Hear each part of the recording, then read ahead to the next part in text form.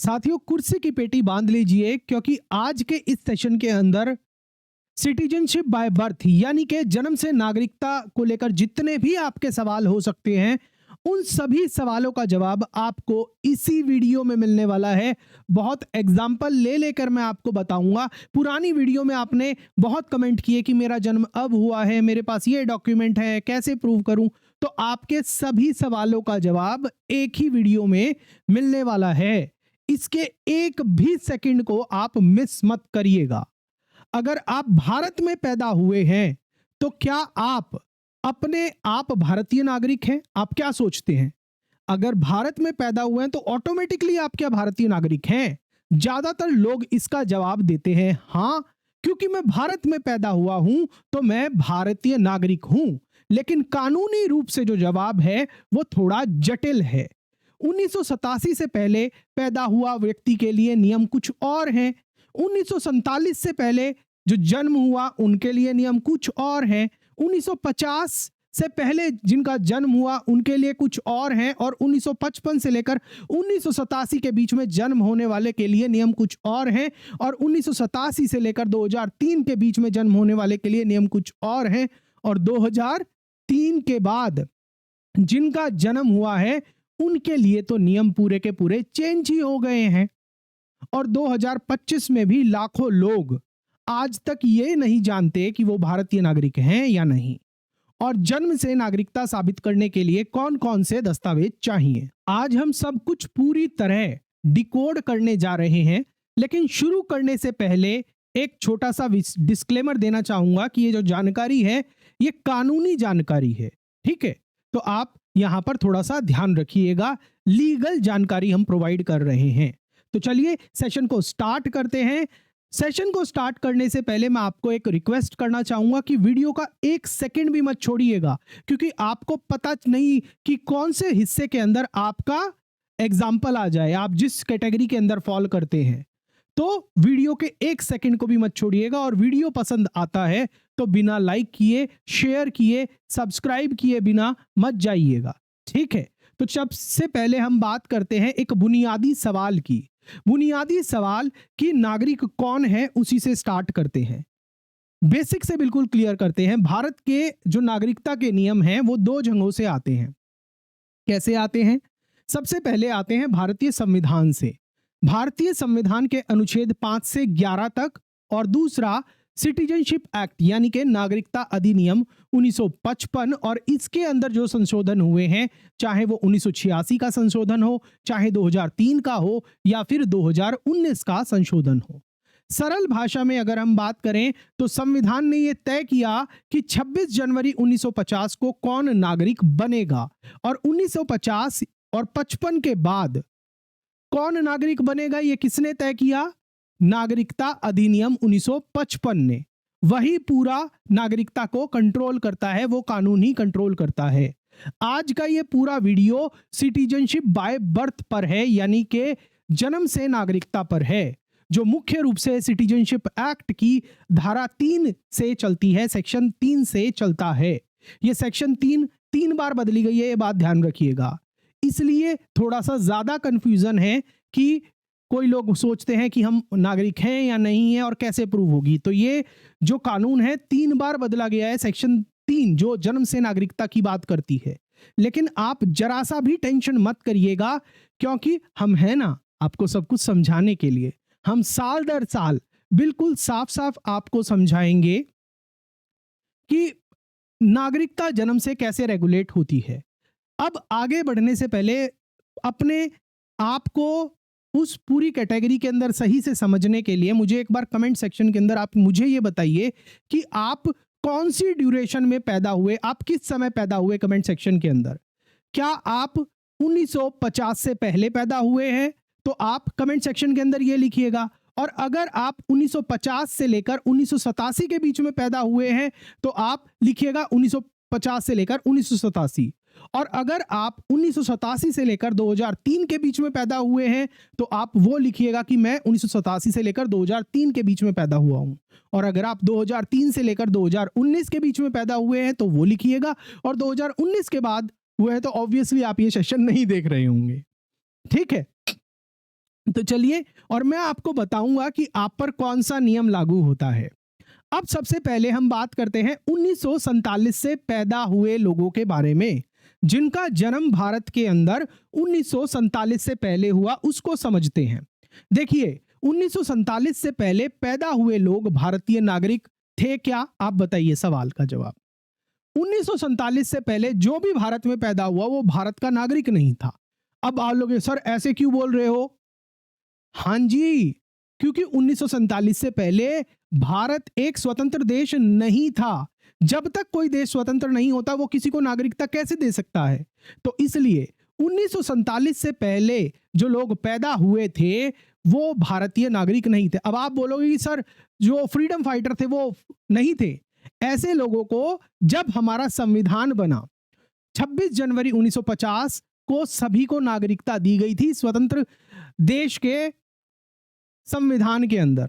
तो ये मत बोलिएगा कि सर वो तो देशभक्त थे, फ्रीडम फाइटर्स थे, आप उनको भारतीय नागरिक नहीं कह रहे हैं। जब तक भारत गुलाम था कानूनी रूप से हम किसी को नागरिकता नहीं दे सकते थे, मगर जैसे ही भारत आजाद हुआ उसके बाद हमने अपना संविधान बनाया। 26 जनवरी 1950 से भारत में हमारा संविधान लागू हुआ और हम संविधान के प्रावधानों के तहत नागरिकता देने लायक बने। तो जो पहले पैदा हुए थे 1947 से पहले भी, उनको हमने 26 जनवरी 1950 को नागरिकता दी। उसके बारे में भी मैं आपको बताऊंगा।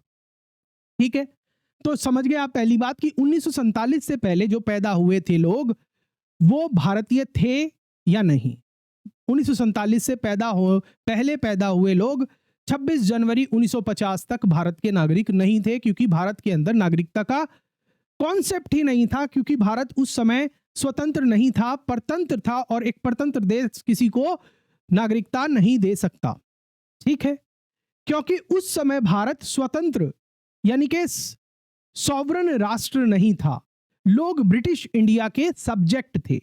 इन लोगों की जो नागरिकता है, जो 26 जनवरी 1950 से पहले या 15 अगस्त 1947 से पहले भारत के अंदर पैदा हुए हैं, इन सभी लोगों को 26 जनवरी 1950 को संविधान के अनुच्छेद 5, 6 और 7 के तहत नागरिकता दी गई। अब सबसे पहले बात करते हैं अनुच्छेद 5 के बारे में संविधान का। जब संविधान लागू हुआ उस समय की बात कर रहे हैं। संविधान का अनुच्छेद 5 कहता है कि भारत में डोमिसाइल वाले लोग अपने आप भारतीय नागरिक बनेंगे। मतलब जो भी व्यक्ति भारत में 26 जनवरी 1950 को था भारत के अंदर और वो पहले 5 साल से पहले भारत के अंदर रह रहा था, तो वो अपने आप ऑटोमेटिकली भारत के नागरिक बन गए। 26 मतलब अगर कोई व्यक्ति 1920 में भी पैदा हुआ है, ठीक है, तो उसको भारतीय नागरिकता किस दिन मिली? उसको भारतीय नागरिकता मिली 26 जनवरी 1950 को। ठीक है, अब हमारे संविधान का अनुच्छेद 6 किसके बारे में बात करता है? हमारे संविधान का अनुच्छेद 6 पाकिस्तान से आए हुए प्रवासियों को नागरिकता देने के बारे में बात करता है, अगर वो 19 जुलाई 1948 से पहले आए। अगर कोई प्रवासी, अगर कोई व्यक्ति पाकिस्तान से, मतलब पार्टीशन के दौरान 15 अगस्त 1947 से लेकर 19 जुलाई 1948 तक पाकिस्तान से आया है, तो उसको नागरिकता का जो प्रावधान है वो हमारा अनुच्छेद 6 है, उसके तहत उस व्यक्ति को भारत की नागरिकता मिलेगी। अगर वही व्यक्ति जो पाकिस्तान से आने वाला है, अगर वो 19 जुलाई 1948 के बाद आया है, तो उसको परमिट लेना होगा, उसको रजिस्ट्रेशन कराना होगा, तभी वो भारत का नागरिक बनेगा। मतलब यहां पर समझिएगा, जो भी व्यक्ति 15 अगस्त 1947 से लेकर 19 जुलाई 1948 तक पाकिस्तान से भारत में आए, वो भारत के नागरिक माने जाएंगे अनुच्छेद 6 के तहत। और अगर पाकिस्तान से आने वाले लोग अगर 19 जुलाई 1948 के बाद आए हैं, तो उन्हें पंजीकरण कराना पड़ेगा, रजिस्ट्रेशन कराना पड़ेगा, परमिट लेना था। ठीक है, तो उनको अनुच्छेद 6 के तहत नागरिकता मिली। अब बात करते हैं अनुच्छेद 7 के बारे में। अनुच्छेद 7 जो कहता है वो कहता है कि जो व्यक्ति 1 मार्च 1947 के बाद पाकिस्तान में चला गया, 6 के अंदर पाकिस्तान से आने वालों के बारे में बात की गई है और अनुच्छेद 7 के अंदर क्या बोला है कि अगर कोई व्यक्ति 1 मार्च 1947 के बाद पाकिस्तान चला गया, वे नागरिक नहीं बनेंगे। अगर वो भारत वापस लौटते हैं परमिट लेकर, तभी वो भारतीय नागरिक बन पाएंगे। मतलब अगर कोई भी व्यक्ति 1 मार्च 1947 के बाद पाकिस्तान चला गया रहने के लिए, मतलब पार्टीशन के समय पर, तो वो भारत का नागरिक नहीं बनेगा उस समय 26 जनवरी 1950 को। अगर वो परमिट लेकर भारत में वापस आया है 26 जनवरी 1950 तक, तभी वो भारत का नागरिक बन पाएगा। समझ गए आप? अब बात करते हैं अनुच्छेद 9 की। अनुच्छेद 9 क्या कहता है? जिसने किसी दूसरे देश की नागरिकता स्वेच्छा से ले ली, अगर किसी व्यक्ति ने कहीं दूसरे देश की नागरिकता ले ली तो उसकी भारतीय नागरिकता ऑटोमेटिकली खत्म हो जाती है। इसीलिए कहते हैं कि हमारे यहां पर डुअल सिटीजनशिप का कॉन्सेप्ट नहीं है, हमारे यहां सिंगल सिटीजनशिप का कॉन्सेप्ट है। कोई व्यक्ति या तो भारत की नागरिकता ले सकता है या फिर किसी दूसरे देश की। आपने सुना भी होगा कि कई सारे बॉलीवुड एक्टर्स के नाम आपने सुर्खियों में सुने होंगे कि उसने कनाडा की सिटीजनशिप ले ली। कनाडा की सिटीजनशिप ली है तो इसका मतलब क्या है कि अब वो भारतीय नागरिक नहीं रहे हैं। आप समझ गए? और इसके बारे में अनुच्छेद 9 साफ साफ कहता है कि जिसने किसी दूसरे देश की नागरिकता स्वेच्छा से ले ली है तो उसने भारत की नागरिकता को खो दिया है। इसलिए 1950 से पहले सवाल क्या था कि यहां पैदा हुए, यह सवाल नहीं था। 26 जनवरी 1950 से पहले नागरिकता ग्रहण करने का सवाल यह नहीं था कि क्या आप भारत में पैदा हुए, बल्कि उस समय सवाल यह था क्या आप 26 जनवरी 1950 को भारत में थे, आप भारत में रह रहे थे। अगर आप 26 जनवरी 1950 को भारत में रह रहे थे तो आप भारतीय नागरिक हो। तो मतलब आप पहली कैटेगरी में समझ गए सारा कि जिनका जन्म 1950 से पहले हुआ है वो भारत के नागरिक कैसे हो सकते। तीनों कैटेगरी मैंने आपको बता दी है।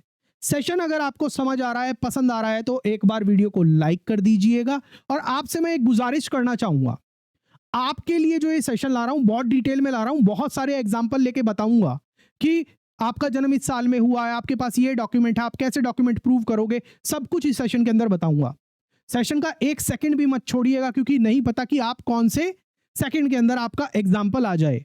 और एक छोटी सी रिक्वेस्ट है कि अगर आपको ये सेशन पसंद आता है, आपको लगता है कि इस सेशन के अंदर जान है, तो वीडियो को लाइक शेयर सब्सक्राइब तो करिएगा। एक छोटी सी रिक्वेस्ट है, आप हमारा मदद कीजिए, हमारी सपोर्ट कीजिए सुपर थैंक्स के माध्यम से। चाहे आप हमारा सपोर्ट 1 रुपया देके ही करिए, सुपर थैंक्स के माध्यम से, आप सुपर थैंक्स के माध्यम से हमें सपोर्ट जरूर करिए।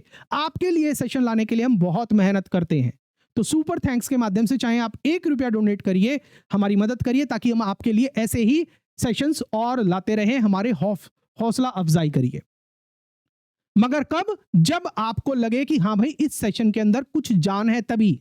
अगर सेशन पसंद नहीं आए तो अभी 5 मिनट और सुन के देख लेना, डिसलाइक करके चले जाना और जितना गंदा कमेंट कर सकते हो उतना कमेंट कर देना अगर पसंद ना आए तो। चलिए अब बात करते हैं, आगे की बात करते हैं। आप समझ गए? अब बात करते हैं 1947 से 1950 के बीच की स्थिति को एक बार थोड़ा सा और एक्सप्लोर करके समझते हैं। 1947 से लेकर 15 अगस्त 1947 से लेकर 26 जनवरी 1950 के बीच की स्थिति को समझते हैं। यह समय कैसा था? यह समय था कैसा? यह समय विभाजन का दौर था और उस समय बहुत संवेदनशील माहौल था। अगर कोई व्यक्ति अविभाजित भारत के अंदर पैदा हुआ, मतलब अनडिवाइडेड इंडिया के अंदर पैदा हुआ था, मतलब कहने की बात है कि अगर वो 15 अगस्त 1947 से पहले भारत में पैदा हुआ और 1950 में 26 जनवरी 1950 वाले दिन और उसके बाद भी अगर वो भारत में रह रहा था तो अनुच्छेद 5 के तहत वो अपने आप में भारतीय नागरिक बना। कोई डॉक्यूमेंट प्रूफ नहीं चाहिए, ऑटोमेटिकली भारतीय सिटीजन बन गए। जो व्यक्ति अविभाजित भारत के अंदर पैदा हुआ, अनडिवाइडेड भारत के अंदर पैदा हुआ और 26 जनवरी 1950 को स्वतंत्र भारत के अंदर अगर वो रह रहा था तो अनुच्छेद 5 संविधान के तहत वो ऑटोमेटिकली भारतीय नागरिक बन गया, उसे कोई डॉक्यूमेंट प्रूफ देने की जरूरत नहीं है। उदाहरण देकर समझाता हूं आपको। मैंने आपको बोला ना कि मैं बहुत सारे एग्जांपल लेके आपको समझाऊंगा यहां पर। अब देखिए, कोई व्यक्ति अगर 1945 के अंदर लाहौर में पैदा हुआ, 1945 में लाहौर में पैदा हो रहा है और उस समय लाहौर भारत का हिस्सा था, इसका मतलब अनडिवाइडेड अविभाजित भारत था। लेकिन 26 जनवरी 1950 को वो कहां पर रह रहा था? दिल्ली के अंदर रह रहा था, डिवाइड होने के बाद वो पोर्शन जो भारत के अंदर था। ठीक है, तो इसका मतलब क्या होगा कि वो भारत का नागरिक है। पहला एग्जांपल आप समझ गए। 1945 के अंदर वो व्यक्ति लाहौर में रह रहा था, 1947 में देश डिवाइड हुआ, मगर 1950 में वो दिल्ली में ही रह रहा था। वो पाकिस्तान वाले हिस्से में लाहौर में नहीं गया, वो दिल्ली में ही रह रहा था, तो वो ऑटोमेटिकली भारत का नागरिक है अनुच्छेद 5 के मुताबिक। दूसरा एक एग्जाम्पल और मैं आपको समझाता हूं। 1940 में एक व्यक्ति कोलकाता में पैदा हुआ, कोलकाता जो भारत का हिस्सा है। 1948 में वो पाकिस्तान चला गया, 1948 में वो कहां चला गया? पाकिस्तान चला गया, मगर उसका जन्म कहां हुआ था? अनडिवाइडेड इंडिया के अंदर हुआ था। तो ऐसी स्थिति के अंदर क्योंकि वो 1948 में पाकिस्तान चला गया है, अब वो भारतीय नागरिक नहीं रहा है। अब एक और एग्जांपल मैं आपको बताता हूं। 1946 में कोई व्यक्ति कराची में पैदा हुआ, 1946 के अंदर कोई व्यक्ति कराची में पैदा हुआ, 1946 की बात कर रहे हैं, मतलब देश का विभाजन नहीं हुआ था, अनडिवाइडेड इंडिया था। और 19 जुलाई 1948 से पहले वो भारत के अंदर आ गया। वो 1946 में कराची में पैदा हुआ, 15 अगस्त 1947 को देश आजाद हुआ, मगर उस समय वो कुछ समय के लिए पाकिस्तान में ही रहा, मगर वो वापस भारत आ गया 19 जुलाई 1948 से पहले वापस भारत के हिस्से में आ गया, तो उसको अनुच्छेद 6 के तहत भारतीय नागरिकता मिल गई, क्योंकि वो 26 जनवरी 1950 को भी भारत के अंदर होना चाहिए, तभी वो भारतीय नागरिक माना जाएगा। मतलब उसको 19 जुलाई 1948 से पहले वापस भारत के हिस्से में आना था। अगर वो आ गया और वहीं पर यहीं पर आकर बस गया, तो 26 जनवरी 1950 को उसको अनुच्छेद 6 के तहत भारतीय नागरिकता मिल गई। आप समझ गए यहां तक? इस पूरे दौर में सिटीजनशिप एक्ट लागू नहीं था, सिर्फ संविधान काम कर रहा था, क्योंकि जो हमारा नागरिकता अधिनियम है वो 1955 में आया। अब बात करते हैं एक महत्वपूर्ण टाइमलाइन की, जन्म से नागरिकता के बारे में बात करते हैं। जो ये मुख्य विषय है, देखिए जब तक संविधान नहीं आया था तब तक तो जन्म से नागरिकता का कोई कॉन्सेप्ट ही नहीं था। अब जब संविधान आया तब जन्म से नागरिकता वाला कॉन्सेप्ट आया। इस मुख्य यहां पर जो जन्म से नागरिकता वाला विषय है ये सेक्शन 3 से रेगुलेट होता है।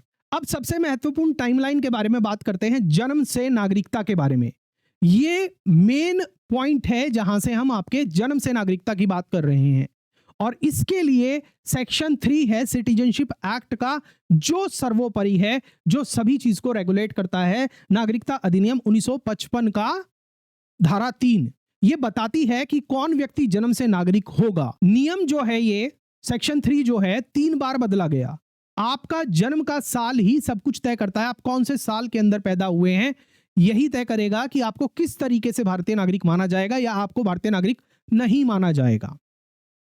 अब बात करते हैं 1 जुलाई 1987 से पहले पैदा होने वाले लोगों के बारे में।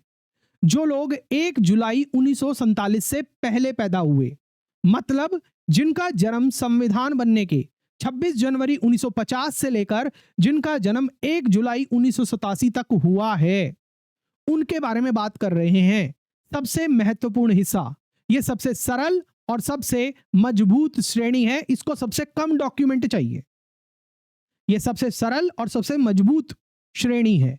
इनके लिए नियम क्या है कि 26 जनवरी 1950 से लेकर 30 जून 1987 के बीच भारत में अगर ये कहीं भी पैदा हुए हैं तो ये अपने आप में 100% भारतीय नागरिक हैं। इनको अपने माता पिता की नागरिकता से कोई फर्क नहीं पड़ता।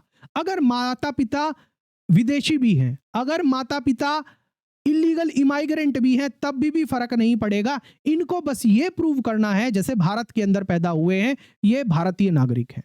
इनको पेरेंट्स के डॉक्यूमेंट प्रूफ नहीं करने हैं, आप इस चीज को समझिएगा।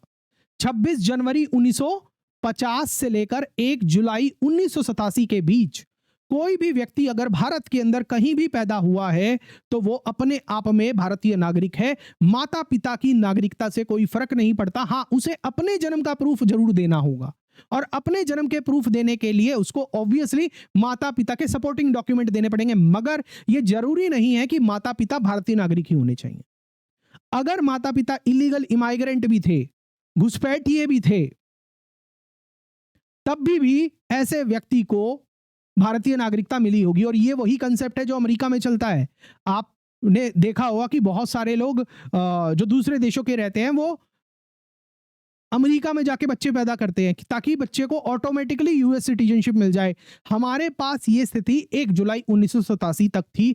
इस समय सबसे आसान तरीके से नागरिकता मिलती थी और इसके तहत किसी व्यक्ति को नागरिकता मिल जाती थी, चाहे दोनों माता पिता विदेशी हैं, चाहे अवैध घुसपैठिए हो या फिर राजदूत हो, डिप्लोमेट हो, फिर भी बच्चा 100% भारतीय होगा। मतलब समझिएगा, किसी दूसरे देश के डिप्लोमेट कपल आके भारत के अंदर एम्बेसी में काम कर रहे हैं और उनका अगर बच्चा पैदा यहां होता था तो वो भारतीय नागरिक कहलाता था। क्यों? क्योंकि भारत ने शुरू में जस्ट सोलाई का सिद्धांत अपनाया था। जस्ट सोलाई का सिद्धांत अपनाया था। उदाहरण क्या है कि 1980 में भारत में पैदा अगर कोई व्यक्ति है और अगर उसके पिताजी चाहे नेपाली हैं और माता अगर बांग्लादेशी मूल की भी है तो फिर भी वो बच्चा 100% भारतीय है। सिर्फ जन्म का प्रमाण देना है, मतलब उस बच्चे को अपने जन्म का प्रमाण देना है कि भारत में उसका जन्म हुआ है। वो व्यक्ति को अगर वो अपने जन्म का प्रमाण प्रोड्यूस कर दे, चाहे कैसे भी करे, नौकरी में, स्कूल सर्टिफिकेट, कुछ भी करे, वो भारतीय नागरिक माना जाएगा। नागरिकता जो है सिर्फ धोखाधड़ी, विदेशी नागरिकता स्वेच्छा से लेने या फिर त्यागने पर ही रद्द हो सकती थी। जिस व्यक्ति का जन्म 26 जनवरी 1950 से लेकर 1 जुलाई 1987 के बीच में भारत में हुआ है वो ऑटोमेटिकली भारतीय नागरिक है। और जो भारतीय नागरिक है उसकी भारतीय नागरिकता जाने का तरीका क्या है, कब जा सकती है? जब वो धोखाधड़ी करे, विदेशी नागरिकता हासिल कर ले या फिर वो भारत की नागरिकता को छोड़ दे, तभी उसकी नागरिकता जा सकती है। ठीक है, आप बताइए, आपको अभी तक ये सेशन वर्थ लग रहा है? अभी तो ये स्टार्टिंग है। ये सेशन आपको बहुत कुछ बताने वाला है। मैं गारंटी देता हूं पूरे YouTube क्या पूरे इंटरनेट पर आपको ऐसा सेशन नहीं मिलने वाला है। और मेरी वो याद रखिएगा बात मैंने आपको जो बोली है, वीडियो पसंद आ रही है तो एक बार कमेंट सेक्शन के अंदर बता दो कि आपको पसंद आई है। आपका कोई सवाल है तो वो भी बताइएगा। बहुत सब कुछ कवर करने वाला हूं और दिल से अगर छू जाए ये वीडियो तो सुपर थैंक्स के माध्यम से बिना सपोर्ट किए इस वीडियो को छोड़िएगा मत और जितना ज्यादा आप हाइप कर सकते हैं, शेयर कर सकते हैं, वो करिएगा जरूर। अब बात करते हैं 1 जुलाई 1987 से लेकर 2 दिसंबर 2003 के बीच में जो बच्चे पैदा हुए हैं उनके बारे में। अच्छा, मैंने आपको अभी ये नहीं बताया कि कौन से डॉक्यूमेंट से आप प्रूव करोगे, उसके बारे में भी मैं सारी डिटेल बताऊंगा, इसीलिए वीडियो के एंड तक बने रहिएगा, बहुत कुछ सीखने को मिलेगा। अभी हम इस हिस्से के अंदर क्या बात करने वाले हैं, जिनका भी जन्म भारत के अंदर 1 जुलाई 1987 से लेकर 2 दिसंबर 2003 के बीच में हुआ है, 2 दिसंबर 2003 के बीच में पैदा हुए हैं। यहीं पर कानून में थोड़ा सा बदलाव हुआ। 1986 के अंदर नागरिकता अधिनियम की धारा 3 के अंदर संशोधन किया गया, अमेंडमेंट किया गया।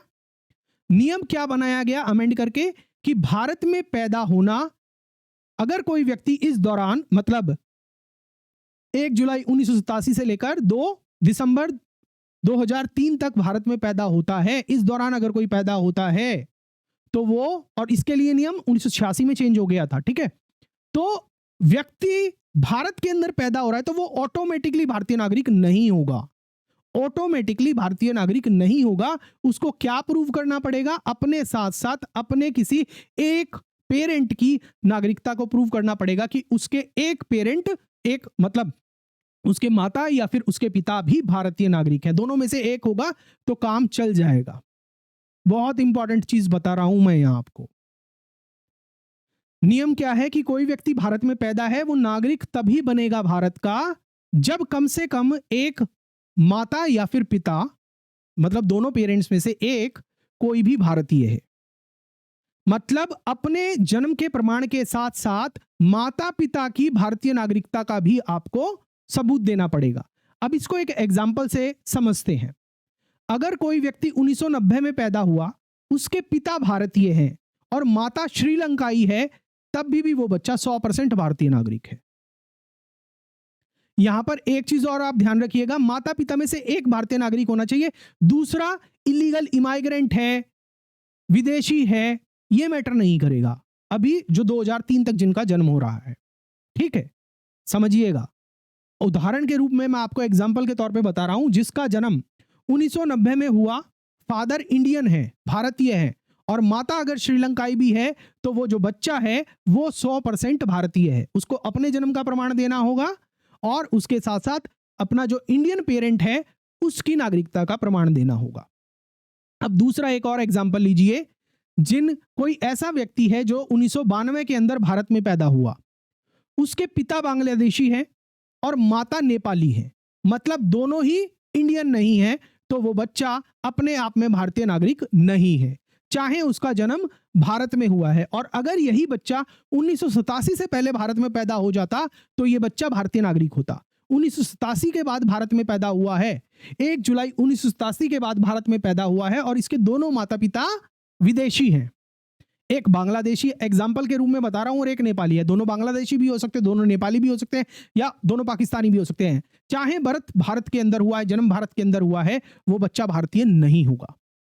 तीसरा एग्जाम्पल समझिएगा, किसी बच्चे का जन्म 1995 में भारत में होता है और माता पिता जो हैं वो दोनों भारतीय हैं, दोनों ही इंडियन हैं, तो इस दौर में माता पिता का प्रमाण लगेगा और इस समय पर जो बच्चा है वो भारतीय नागरिक माना जाएगा। ऑब्वियसली दोनों पेरेंट्स अगर इंडियन है तो ऑब्वियसली बच्चा भी इंडियन ही माना जाएगा।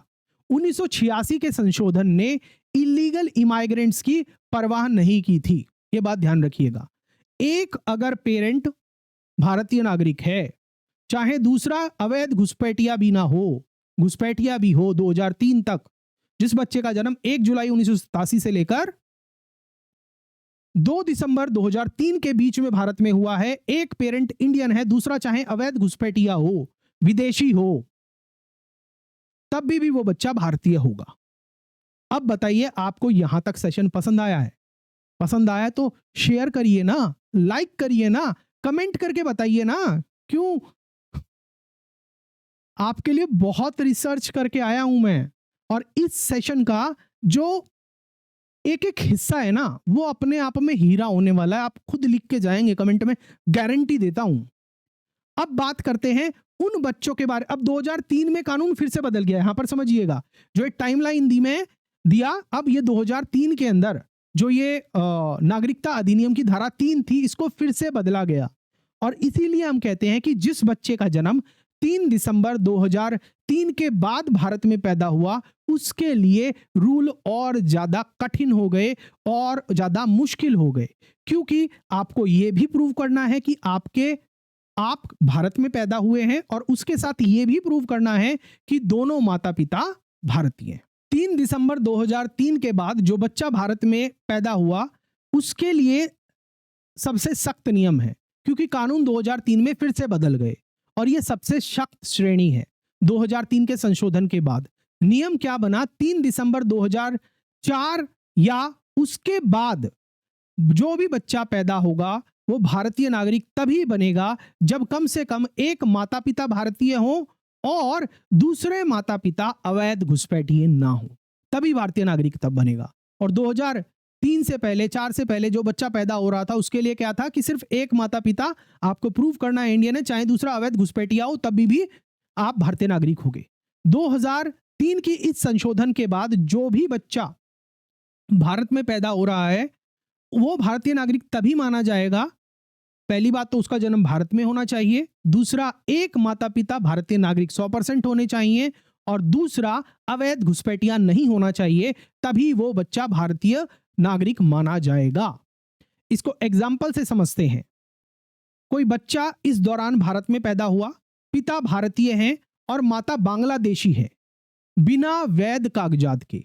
माता जो है वो बांग्लादेशी है मगर उसके पास कोई वैलिड डॉक्यूमेंट नहीं है, वीजा लेके आई है, परमिट लेके आई है, कैसे आई है कुछ पता ही नहीं है, तो इस स्थिति के अंदर वो बच्चा भारतीय नागरिक नहीं होगा। 2003 के संशोधन के बाद कोई व्यक्ति भारत में पैदा हो रहा है और उसके अगर पिता भारतीय हैं, माता बांग्लादेशी है, मगर उसके कोई वैध कागजात नहीं है, तो वो बच्चा भारतीय नागरिक नहीं है। अब दूसरा एग्जाम्पल लीजिए, एक बच्चा 2015 में भारत में पैदा हुआ, माता उसकी भारतीय है और पिता नेपाली है, तो वो भारतीय होगा अगर वो ये प्रूव कर पाए, जो नेपाली है, फादर जो है वो एक अवैध घुसपैठिया नहीं है, उसके पास वैलिड डॉक्यूमेंट्स हैं भारत में रहने के लिए, तभी वो भारतीय नागरिक माना जाएगा। एक और एग्जांपल देके समझाता हूं मैं आपको। मान लीजिए एक बच्चा 2020 में चेन्नई में पैदा हुआ और उसके दोनों पेरेंट्स भारतीय नहीं हैं, तो वो बच्चा भारतीय नहीं होगा, क्योंकि 2003 के रूल के बाद एक पेरेंट को कम से कम भारतीय होना चाहिए। समझ गए आप? दोनों पेरेंट्स अगर भारतीय नहीं हैं, चाहे भारत में कभी भी पैदा हो रहा है 2003 के बाद, तो वो बच्चा भारतीय नहीं हो सकता। आप समझ गए? चलिए अब अगले हिस्से की तरफ चलते हैं। सीएए यानी कि सिटीजनशिप अमेंडमेंट एक्ट 2019 के बाद की स्थिति क्या है उसको समझते हैं। देखिए, जो सीएए 2019 ने जो है जन्म से नागरिकता के नियम में कोई बदलाव नहीं किया है, तो जो सेक्शन 3 की जो स्थिति है, जो पुरानी स्थिति थी 2003 से लेकर बाद की स्थिति, वही यथावत रहेगी। सीएए केवल जो है वो नेचुरलाइजेशन से नागरिकता देता है कुछ समुदायों को जो 31 दिसंबर 2014 से पहले भारत आए। सीएए नेचुरलाइजेशन से नागरिकता देता है कुछ समुदायों को, हिंदू, बुद्धिस्ट, सिख, जैन, पारसी, ईसाई, जो बांग्लादेश, पाकिस्तान, ऐसे दूसरे देशों से सताए हुए नागरिक भारत आए, उनको फास्ट ट्रैक मोड में भारतीय नागरिकता देता है। 31 दिसंबर 2014 से पहले उनको भारत में आना होता है। ये जन्म से नागरिकता नहीं देता है। जो सीएए है, नागरिकता संशोधन अधिनियम, वो जन्म से नागरिकता नहीं देता है। ये इलीगल माइग्रेंट की परिभाषा नहीं बदलता है। 2003 के बाद पैदा बच्चों को ये किसी भी तरीके से प्रभावित नहीं करता है। ठीक है, अब बात करते हैं जन्म से नागरिकता साबित करने के लिए आपको क्या क्या दस्तावेज चाहिए होते हैं। यहां पर भी मैं आपको कुछ बात बता रहा हूं, इस सेशन के अंदर आपको और डिटेल में इन चीजों के ऊपर बताया जाएगा। जन्म से नागरिकता प्राप्त करने के जो दस्तावेज हैं उनके बारे में बताया जाएगा। माता पिता के कैसे आप दस्तावेज प्रूव करोगे उसके बारे में भी बताया जाएगा। देखिए, अगर कोई व्यक्ति 1987 से पहले पैदा हुआ है भारत में, तो उसे सिर्फ अपना जन्म का प्रमाण देना है।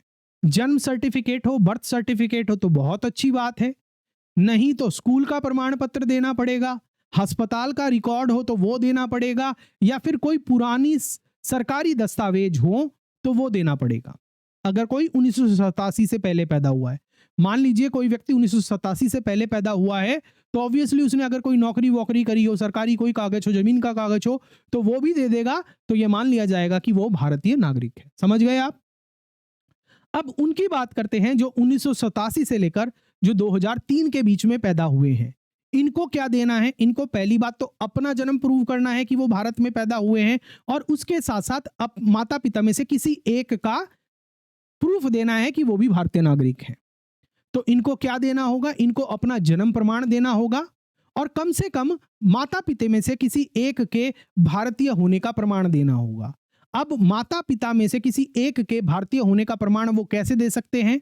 पासपोर्ट दे सकते हैं, वोटर आईडी कार्ड दे सकते हैं, बैंक के डॉक्यूमेंट्स दे सकते हैं, सरकारी नौकरी के कागज दे सकते हैं, प्रॉपर्टी के कागज दे सकते हैं, और वो इस तरीके से अपने माता पिता की नागरिकता को प्रूव कर सकते हैं। मतलब उन्हें पहले ये प्रूफ देना होगा कि वो भारत के नागरिक हैं, उसके साथ साथ माता पिता में से किसी एक के नागरिकता के प्रमाण देने होंगे, और वो वोटर आईडी भी हो सकता है उस समय के हिसाब से। अब आप बोलोगे सर आपने पिछले वीडियो में बताया था कि वोटर आईडी नागरिकता का प्रमाण नहीं है। यहां पर माता पिता के नागरिकता को प्रूव करने के लिए सपोर्टिंग डॉक्यूमेंट की तरह माना गया है। रीजन क्या है? क्योंकि 1987 से पहले आपके बर्थ सर्टिफिकेट उतने प्रचलन में नहीं थे। पासपोर्ट हो तो पासपोर्ट वैलिड माना जाता है, आधार उस टाइम था ही नहीं। ठीक है, सरकारी नौकरी के कागज हो तो वो माने जाएंगे, प्रॉपर्टी के कागज हो तो वो माने जाएंगे, फैमिली ट्री के कागज हो तो वो माने जाएंगे। आप लोग कई बार कहाँ जाते हैं? हरिद्वार जाते हैं, गया जी जाते हैं, तो वहां पर पंडे बैठे हुए होते हैं, वो पूरा एक फैमिली का लेखा जोखा अपने पास रखते हैं। तो अगर उस फैमिली ट्री के अंदर कोई भी डॉक्यूमेंट है तो कई बार उन डॉक्यूमेंट्स को भी सपोर्टिंग डॉक्यूमेंट मान लिया जाता है कि हाँ भाई ये व्यक्ति भारतीय ही है। समझ गए आप मेरी बात? तरीके भी बता रहा हूं मैं आपको, पसंद आई हो तो लाइक कर देना। अब आगे बढ़ने से पहले सुप्रीम कोर्ट के कुछ महत्वपूर्ण फैसलों की बात करते हैं। सुप्रीम कोर्ट ने बार बार साफ किया है, क्या साफ किया है, कि नागरिकता जो है वो सिटीजनशिप एक्ट से तय होगी, भावनाओं से नहीं तय होगी। आधार नागरिकता का प्रमाण नहीं है, वोटर आईडी कुछ हद तक प्रूफ माना जाता है, एज सपोर्टिंग डॉक्यूमेंट माना जाता है वो, मगर अभी हाल ही के अंदर हाई कोर्ट ने भी बोला है, सुप्रीम कोर्ट ने भी बोला है, वोटर आईडी नागरिकता का प्रमाण नहीं है, क्योंकि फर्जी बहुत बनते हैं। और 2003 के बाद भारत में पैदा होना सिर्फ काफी नहीं है। अगर कोई व्यक्ति 2003 के बाद भारत में पैदा हो रहा है तो उसको और अपने दोनों माता पिता के बारे में डॉक्यूमेंट्स देने पड़ेंगे। और फॉरेनर्स ट्राइब्यूनल का भी फैसला मायने रखता है। महत्वपूर्ण केस की बात करें तो सरबंदा सोनोवाल 2005 का केस है, जो असम संहिता महासंघा और Rupinder Singh versus Union of India 2020 का केस है इसमें। अब आगे चलते हैं, थोड़ा सा लीगल एनालिसिस करते हैं कि आपने देखा, मैंने आपको बताया कि 3 बार नागरिकता का कानून चेंज हुआ, तो आपके मन में यह सवाल क्यों नहीं आया कि सर कानून क्यों बदला? जो 1955 में हम कानून लाए थे उसको बदलने की क्या जरूरत पड़ी? डॉक्यूमेंट्स के बारे में अभी और कुछ बताऊंगा मैं आपको, बहुत कुछ इंपॉर्टेंट। आपके मन में सवाल नहीं आया कि 3 बार क्यों कानून बदल दिया? पहले आपने बदल दिया 1987 में, ठीक है, फिर उसके बाद 2003 में फिर बदल दिया, फिर 2019 में फिर बदल दिया, और 1955 में तो नया कानून लाए ही थे, तो इतना क्यों बदला? भारत में जन्म आधारित नागरिकता कानून एक जैसा नहीं रहा है। ये प्रवास, सुरक्षा, अंतर्राष्ट्रीय कानून और राजनीतिक दबावों से भी बदला है। पहले चरण की बात करते हैं 1950 से लेकर 1987 का दौर। वो दौर था राष्ट्र निर्माण का, नए राष्ट्र का। 1950 से लेकर 1987 का दौर। सरलता चाहिए थी हमें सभी में, बड़े वर्कफोर्स की जरूरत थी नवनिर्माण के लिए, विस्थापितों को भी बसाना था और स्टेटलेसनेस से हमें बचाना था, सिर्फ भारत में पैदा लोगों को, इसलिए हमने नागरिकता दी। दूसरा दौर आया 1979 से लेकर 1985 का, जो था दौर असम आंदोलन का, असम मूवमेंट का। 1979 से लेकर 1985 तक का दौर। इस समय पर बड़े पैमाने पर अवैध प्रवास हुए। उस अवैध प्रवासों की वजह से असम अकॉर्ड 1985 का आया, और उस असम अकॉर्ड 1985 की वजह से 1986 में नागरिकता अधिनियम की धारा 3 में संशोधन किया गया और कम से कम एक माता पिता का भारतीय होना अनिवार्य किया गया। इसके बाद तीसरा चरण आता है 1990 से लेकर 2000 का दशक, जो दशक आतंकवाद, नकली पासपोर्ट रैकेट के लिए फेमस। 1990 से लेकर 2000 तक का दशक आतंकवाद और नकली पासपोर्ट रैकेट का दशक। इसलिए फिर हमने 2003 के अंदर संशोधन किया कानून के अंदर, सेक्शन 3 नागरिकता संशोधन अधिनियम में, और वहां पर क्या डाला कि एक माता पिता को तो भारतीय होना जरूरी है, जो दूसरा है उसको अवैध घुसपैठिया नहीं होना चाहिए, उसको इलीगल इमिग्रेंट नहीं होना चाहिए, तभी बच्चा भारतीय कहलाएगा जिसका जन्म भारत में हुआ है। चौथे चरण की बात करते हैं डिजिटल गवर्नेंस युग का, जहां पर सटीक रजिस्ट्रेशन की शुरुआत हुई पोस्ट 2014, डिजिटल रजिस्ट्रेशन। और पांचवां चरण है CAA 2019।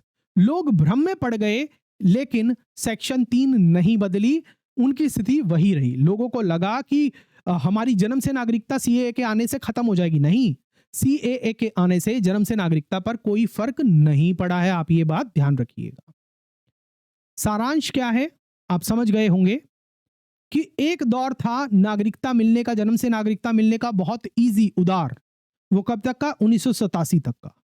फिर दूसरा दौर आया अर्ध उदार, मतलब सेमी लिबरल।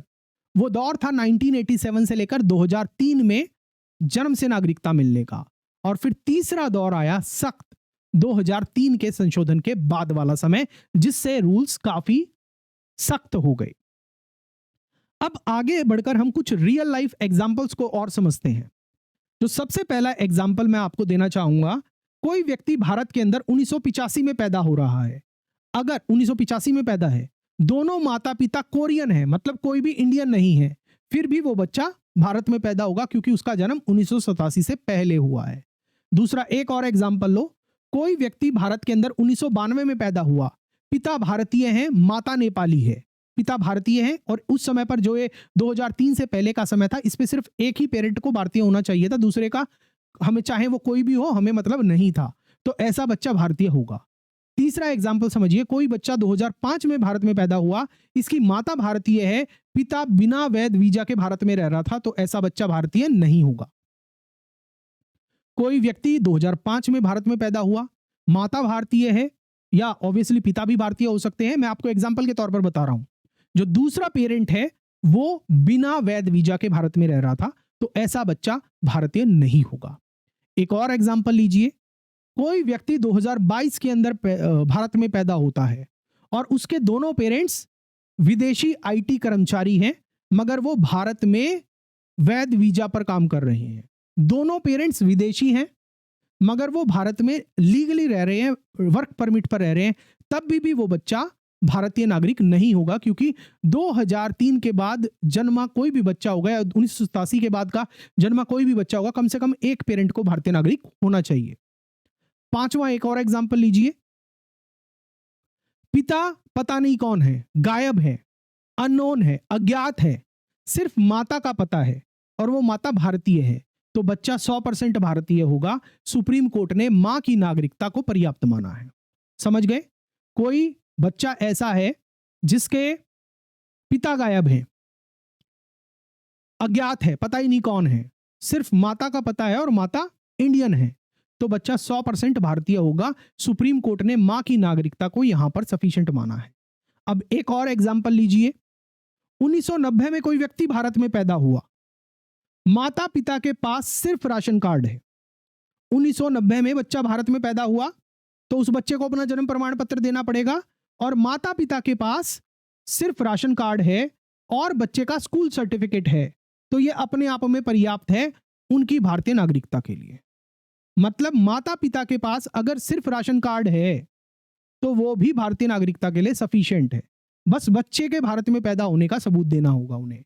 ठीक है, चलिए अब बात करते हैं दस्तावेज कैसे जमा करें और नागरिकता कैसे साबित करें। अगर आप लोगों का डाउट कुछ था, जिन लोगों का क्लियर हुआ है एग्जाम्पल वगैरह से, अगर हो गया है तो एक बार कमेंट में जरूर लिख दीजिएगा कि सर मेरा डाउट आपने क्लियर कर दिया है। ठीक है, तो चलिए अब आगे चलते हैं, दस्तावेज कैसे जमा करें, नागरिकता कैसे साबित करें, उसके बारे में बात करते हैं। नागरिकता जो है वो 3 तरीके के प्रमाणों से साबित होती है। पहला एक प्राइमरी, जो मतलब जो ओरिजिनल डॉक्यूमेंट है। दूसरा सेकेंडरी, मतलब ओरिजिनल अवेलेबल नहीं है तो उनकी प्रतिलिपि से या सर्टिफाइड कॉपी से प्रूव हो सकती है। और तीसरा सपोर्टिंग डॉक्यूमेंट से। तो मतलब आपको 3 तरीके के डॉक्यूमेंट चाहिए होते हैं, प्राइमरी, दूसरा सेकेंडरी और तीसरा सपोर्टिंग डॉक्यूमेंट से आप नागरिकता को प्रूव कर सकते हैं। सबसे पहले बात करते हैं जन्म के जो प्राइमरी प्रूफ हैं उनके बारे में बात करते हैं। जन्म के प्राइमरी प्रूफ की बात करते हैं, ये साबित करते हैं कि बच्चा भारत में पैदा हुआ है। पहला है जन्म प्रमाण पत्र, म्युनिसिपैलिटी का या फिर एनएचए का या फिर पंचायत वाला। जन्म प्रमाण पत्र, बच्चा भारत में पैदा हुआ है, इसका प्रूफ कैसे होगा? जन्म प्रमाण पत्र के थ्रू होगा, म्युनिसिपैलिटी वाला, एनएचए वाला या फिर पंचायत वाला। दूसरा, अस्पताल का बर्थ रजिस्टर, वो भी जन्म प्रमाण पत्र का काम करता है। तीसरा, स्कूल का एडमिशन फॉर्म, बच्चे का आपने स्कूल में एडमिशन कराया है भारत के में, अगर उसका जन्म सर्टिफिकेट नहीं है, बर्थ सर्टिफिकेट नहीं है, तो स्कूल का एडमिशन फॉर्म भी बच्चे का भारत में जन्म का प्रमाण है। 10th क्लास की मार्कशीट जिसमें आपकी डेट ऑफ बर्थ होती है, वो भी प्रूफ है कि बच्चे का भारत में जन्म हुआ है। आप बोलोगे कि सर स्कूल के सर्टिफिकेट के अंदर प्लेस ऑफ बर्थ नहीं लिखा होता, जन्म स्थान नहीं लिखा होता, मगर आप मुझे बताइए कि भारत के माता पिता अपने बच्चे को कहीं दूसरे देश में नर्सरी केजी क्लास में पढ़ने के लिए भेजते हैं या 10वीं क्लास में पढ़ने के लिए भेजते हैं। 99.9% भारतीय माता पिता अपने बच्चों को अपने घर के पास वाले स्कूल में ही एडमिशन कराते हैं, और पॉसिबल है कि वहीं से 10th भी करा लें। हो सकता है कि भारत के एक डिस्ट्रिक्ट में ना करा के दूसरी डिस्ट्रिक्ट में करा लें या दूसरे राज्य में करा लें 10th की अगर हम बात करें। नर्सरी केजी की बात तो वो तो बच्चा तो पास के स्कूल में ही आप एडमिशन कराते हैं।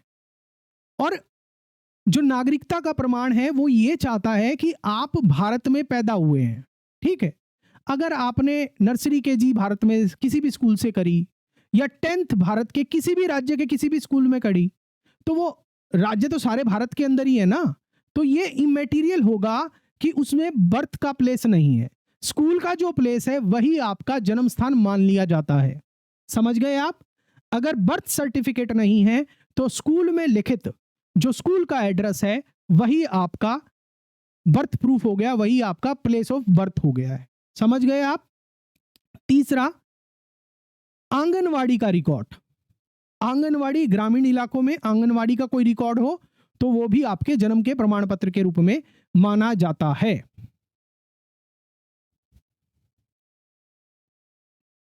ठीक है, अब बात करते हैं माता पिता की नागरिकता को आप कैसे प्रूव करोगे। माता पिता की नागरिकता के प्रमाण की अगर हम बात करें, अगर बच्चे का जन्म 1987 से लेकर 2004 के बीच में हुआ है तो उसको अपने एक माता पिता का भारतीय नागरिकता को प्रूव करना है।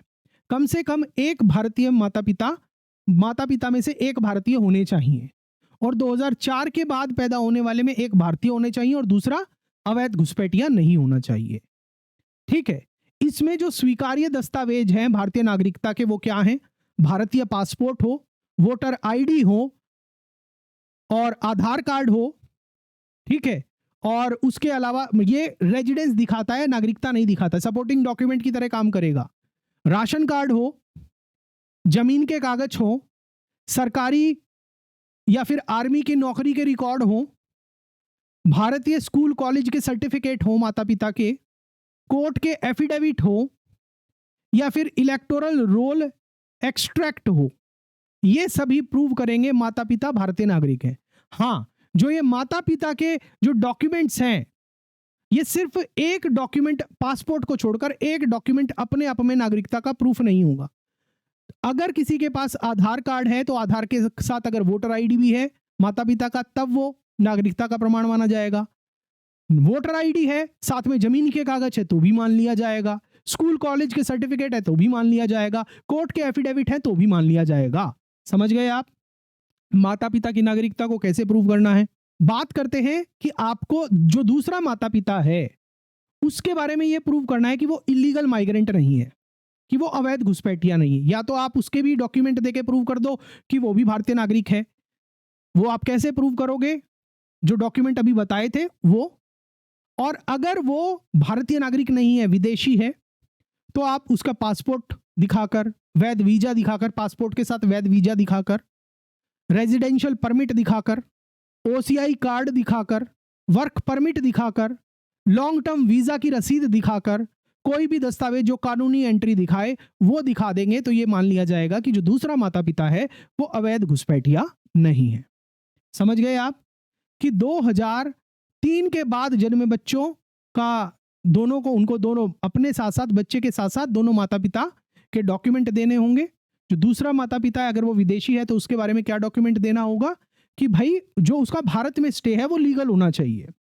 और वो कैसे प्रूव करेंगे? मैंने आपको बता दिया कि पासपोर्ट, वैध visa, residential permit, OCI permit, work permit, long term visa, कोई भी दस्तावेज जो भारत के अंदर लीगल एंट्री दिखाए वो आप दे सकते हैं। अब सवाल आता है कि अगर दस्तावेज गायब हो गए हो तो क्या होगा? देखिए, जब दस्तावेज गायब हो जाएं, गुम हो जाएं, तो इसके ऊपर मैंने एक डिटेल्ड वीडियो बनाया हुआ है। आप लोगों ने वो शायद वीडियो नहीं देखा है। दस्तावेज गुम हो जाएं, दस्तावेज खो गए हैं तो वो वीडियो जरूर देख लेना, बहुत आपकी काम आएगी। उसके अंदर भी बहुत रिसर्च करके हमने वो बनाया था। अब मैं आपको यहां पर बता रहा हूं कि अगर दस्तावेज गायब हो जाए तो आप क्या कर सकते हैं।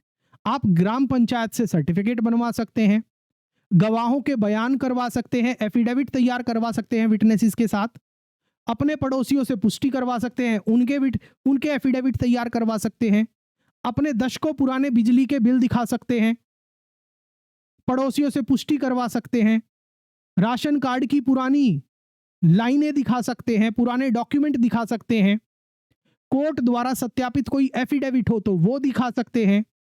और सुप्रीम कोर्ट ने बार बार कहा है कि जो रीति रिवाज या फिर गरीबी की वजह से नागरिकता छीनी नहीं जा सकती है। आप कोई ना कोई डॉक्यूमेंट अरेंज कर लेंगे, जो मैंने आपको अभी बताए हैं।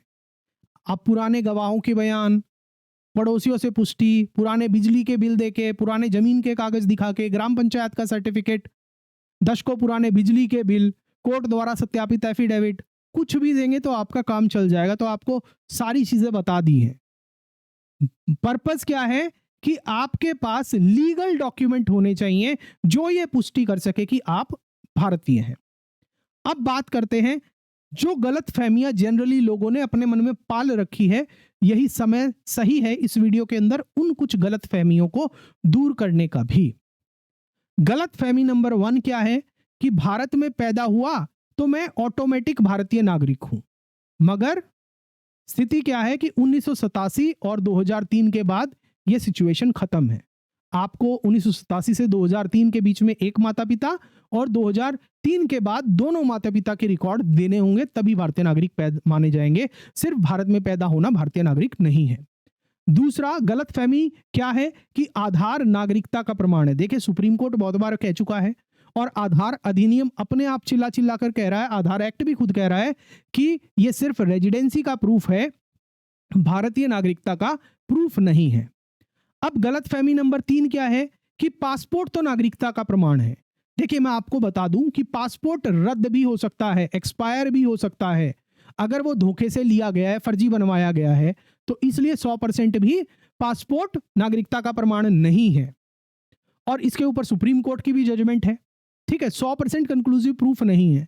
और कई बोलते हैं कि पासपोर्ट को नागरिकता का प्रमाण मान लो। भारत के अंदर सिर्फ 7% लोगों के पास पासपोर्ट है। जिनके पास पासपोर्ट नहीं है वो 93% है। अगर पासपोर्ट को सिर्फ आप नागरिकता का प्रमाण मान लेंगे तो 93% लोग अवैध घुसपैठिए बन जाएंगे। वो प्रैक्टिकल नहीं है, वो ठीक भी नहीं है, क्योंकि भारतीय लोग हैं भाई सारे। गलत फहमी नंबर 5 की बात करते हैं। जो वोटर आईडी है वो नागरिकता है, मगर इस पर चुनाव आयोग ने साफ कर दिया है कि सिर्फ वोटर रजिस्ट्रेशन दिखाता है, ये भारतीय नागरिकता नहीं दिखाता। और सुप्रीम कोर्ट ने भी ऐसा ही कहा है। आपके लिए मैंने इस पॉइंट के ऊपर भी बहुत डिटेल वीडियो बनाया, जिस पर अभी तक 6 लाख से ऊपर व्यूज आ चुके हैं। आपने बहुत प्यार दिया है उसको कि लीगल प्रूफ क्या है नागरिकता के। उस वीडियो को नहीं देखा है तो देखिएगा जरूर। ठीक है, तो आपको गलतफहमियां यहां पर दूर हो गई। अब आप मुझे बताइए, आपने अभी तो इस वीडियो के अंदर काफी चीजें और बची हुई हैं। आप बताइए, सीखा आपने कुछ? कमेंट सेक्शन में बताइए। वीडियो को लाइक करिए। सारे व्हाट्सएप टेलीग्राम ग्रुप पर, अराताई ग्रुप पर, फेसबुक पर बाड़ लगा दीजिए, शेयर कर दीजिए, कमेंट सेक्शन में भर दीजिए आपको अगर ये सेशन अभी तक पसंद आया है। और सपोर्ट करिए सुपर थैंक्स के माध्यम से। चैनल की मेंबरशिप को ज्वाइन करके भी आप हमें सपोर्ट कर सकते हैं। अब आगे बात करते हैं कि दस्तावेज अगर गायब हो जाएं तो क्या करेंगे। अगर दस्तावेज गायब हो गए तब उस सिचुएशन में क्या होगा। दस्तावेज गायब होने की स्थिति में भी आपको घबराना नहीं है। कोर्ट कुल मिलाकर सबूतों को देखते हैं, सिर्फ एक दस्तावेज पर कोई भी निर्णय नहीं देते हैं। बहुत सारे फैसलों में स्वीकार हुए वैकल्पिक प्रमाण हैं। प्राइमरी डॉक्यूमेंट अवेलेबल नहीं है तो आप वैकल्पिक प्रमाण प्रूव कर सकते हैं, जैसे कि स्कूल के रिकॉर्ड को, अस्पताल के डिलीवरी रजिस्टर को, गांवों के बुजुर्गों के सर्टिफिकेट। आपके गांव के बड़े बूढ़े लोग हैं, उनसे सर्टिफिकेट बनवा लीजिए, एफिडेविट बनवा लीजिए, वो काम आ सकते हैं पुराने लोग। हाँ, उनके पास अपने खुद के नागरिकता के प्रमाण होने चाहिए, तो वो काम आ सकते हैं। सरकारी नौकरी के एप्लीकेशन फॉर्म आपने अगर कोई भर रखा हो तो वो रिकॉर्ड जमा कर सकते हैं। दशकों पुराने बिजली के बिल दे सकते हैं। पंचायत सेक्रेटरी का सर्टिफिकेट दे सकते हैं। गवाहों के साथ एफिडेविट दे सकते हैं। पड़ोसियों के कोर्ट में बयान करवा सकते हैं। और कितने तरीके बताऊं। क्यों परेशान है कि आप भारतीय नागरिक नहीं है? अरे आप भारतीय नागरिक हैं, आप तरीका मैं आपको बता रहा हूं, क्यों परेशान हो रहे हैं? अब यहां पर ध्यान दीजिएगा, जो ये सारे डॉक्यूमेंट मैंने आपको सपोर्टिंग डॉक्यूमेंट बताए हैं, मगर इनकी खास बात ये है कि ये अपने आप अकेले नहीं चलते। इनके साथ आपको कुछ ना कुछ और चाहिएगा, कुछ ना कुछ और जैसे चाहिएगा। जैसे सिर्फ आधार से काम नहीं चलेगा, आपको आधार के साथ वोटर आईडी, राशन कार्ड, जमीन के कागज कुछ चाहिएगा जरूर। सिर्फ राशन कार्ड अकेले नहीं चल सकता, उसको भी सप्लीमेंट करने के लिए आपको कुछ चाहिएगा। और हाथ से लिखा बिना सत्यापित सर्टिफिकेट भी नहीं चलेगा, वो अटेस्टेड होना चाहिए, कोर्ट की मुहरिया के साथ होना चाहिए, और हाल में बनवाए गए बिना पुरानी चेन वाले दस्तावेज भी मान्य नहीं होंगे। अब बात करते हैं सबसे महत्वपूर्ण सुप्रीम कोर्ट के फैसलों की। बहुत महत्वपूर्ण फैसले हैं जिनका हम डिस्कशन कर रहे हैं। Sarbananda Sonowal versus Union of India 2005 का केस है, जिसमें सुप्रीम कोर्ट ने कहा था कि जो illegal migrant detention DT act है वो रद्द किया जाता है, अवैध प्रवास क्योंकि राष्ट्रीय सुरक्षा के लिए खतरा है। दूसरा केस जो सोनोवाल सेकंड है 2007 का, वो पहले फैसले की ही पुष्टि करता है। तीसरा केस है असम संमिता महासंघ था 2015 का केस, जिसमें संसद से कहा गया कि प्रवासियों के लिए कानून को दोबारा देखें, कि जो भारत में माइग्रेंट हैं उनके लिए कानून में सुधार करने की जरूरत है, चेंज करने की जरूरत है, सुरक्षा चुनौतियों को देखते हुए उसे बदलने की जरूरत है। सुप्रीम कोर्ट ने संसद को बोला कि इसमें आप कानून में बदलाव करके लाइए। एक और केस है खुदीराम चकमा केस 1993 का केस, जिसमें शरणार्थी अपने आप नागरिक नहीं बन सकते, ऐसा सुप्रीम कोर्ट ने कहा कि जो रिफ्यूजी है वो अपने आप में भारत में नागरिक नहीं बन सकते। एक और केस है NIOS वर्सेस भारत संघ 2018 का, जिसमें असम NRC में दस्तावेजों पर स्पष्ट गाइडलाइन सुप्रीम कोर्ट ने दी थी। अलग अलग हाई कोर्ट, चाहे वो केरल की हो, कर्नाटक की हो, दिल्ली की हो, बॉम्बे की हो, उसने सेक्शन 3 नागरिकता अधिनियम की व्याख्या की है और मां की नागरिकता को महत्ता दी है और स्कूल के रिकॉर्ड की वैधता पर भी फैसले दिए हैं। अब बात करते हैं कि अधिकारी आपकी नागरिकता को कब चेक कर सकते हैं, आपकी नागरिकता पर शक कब कर सकते हैं। ध्यान से सुनिएगा, यह भी बहुत इंपॉर्टेंट है कि when can authorities doubt your citizenship. अधिकारी, सरकारी अफसर जो नागरिकता चेक करते हैं वो आपकी नागरिकता पर शक कब कर सकते हैं। ध्यान रखिएगा, पहली बात तो बिना वजह शक नहीं कर सकते, उनको उचित आधार चाहिए तभी वो शक कर सकते हैं और आपकी नागरिकता आपसे पूछी जा सकती है, सारे डॉक्यूमेंट चेक कर सकते हैं। पहला, जब दस्तावेजों में कोई विरोधाभास हो, जन्म तारीख अलग है और माता पिता के नाम अलग हैं, तब आपकी नागरिकता पर शक उठता है, जब दस्तावेजों में डिफरेंस हो। दूसरा, माता पिता पर पहले से विदेशी कोर्ट का कोई फैसला हो, तब भी आपकी नागरिकता पर सवाल उठता है। वोटर लिस्ट में शिकायत हो या फिर डुप्लीकेसी के आरोप हो, आपके ही नाम से 2 वोटर आईडी कार्ड हो, तो भी आपकी नागरिकता पर सवाल उठ सकता है। बॉर्डर इलाकों में जांच हो सकती है बिना किसी कारण के भी, चेक करने के लिए कोई लीगल इमाइग्रेंट तो नहीं है, वो हमारे देश की सुरक्षा के लिए, जैसे असम मेघालय में चेक हो सकती है, त्रिपुरा में, बंगाल में जो डाउटफुल वोटर हैं, लगे कि हाँ भाई ये डी वोटर है, इसने फर्जी राशन कार्ड बनवाया, फर्जी वोटर आईडी कार्ड बनवाया है, तो उसकी नागरिकता चेक की जा सकती है और इसीलिए एनआरसी हो रही है। ठीक है, फॉरेन ट्रिब्यूनल को नोटिस दिया जा सकता है।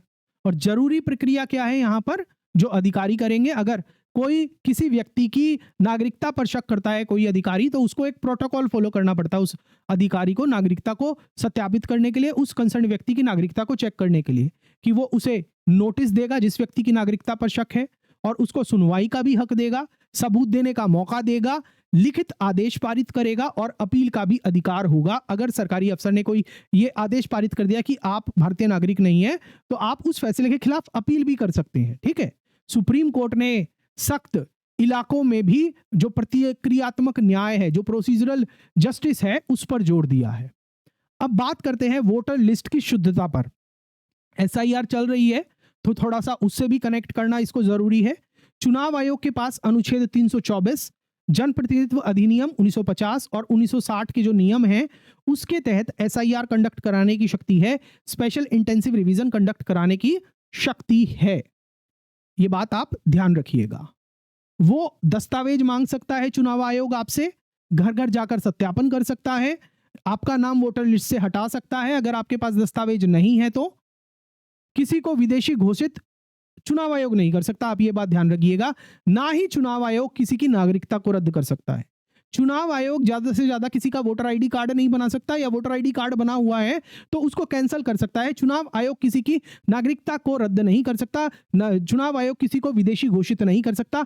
विदेशी घोषित करने का अधिकार और नागरिकता रद्द करने का अधिकार सिर्फ और सिर्फ मिनिस्ट्री ऑफ होम अफेयर्स को है, गृह मंत्रालय को है, फॉरेन ट्राइब्यूनल को है और हाई कोर्ट को है, और सिर्फ सुप्रीम कोर्ट के पास है। चुनाव आयोग किसी को अवैध नागरिक घोषित नहीं कर सकता। वोटर आईडी कार्ड नहीं बनाएगा, वो बात अलग है, मगर अवैध नागरिक घोषित करने का अधिकार चुनाव आयोग के पास नहीं है। अब बात करते हैं वोटर आईडी और नागरिकता के बारे में। वोटर आईडी नागरिकता का प्रमाण नहीं है।